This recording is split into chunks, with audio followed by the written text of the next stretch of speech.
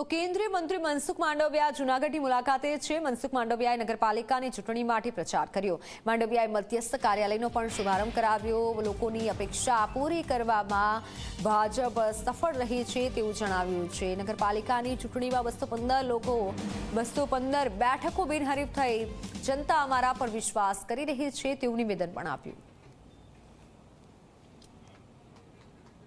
66 નગરપાલિકાઓની ચૂંટણી જાહેર થઈ છે। 215 થી વધારે સીટો બિનહરીફ થઈ છે। આજે બાટવાની અંદર મને ખુશી છે કે 15 સીટ બિનહરીફ થઈ ચૂકી છે અને બાકીના 9 ઉમેદવારો અમારા લડી રહ્યા છે। 95 થી અત્યાર સુધી બાટવાની જનતાએ ભારતીય જનતા પાર્ટી પર વિશ્વાસ હંમેશા વ્યક્ત કર્યો છે।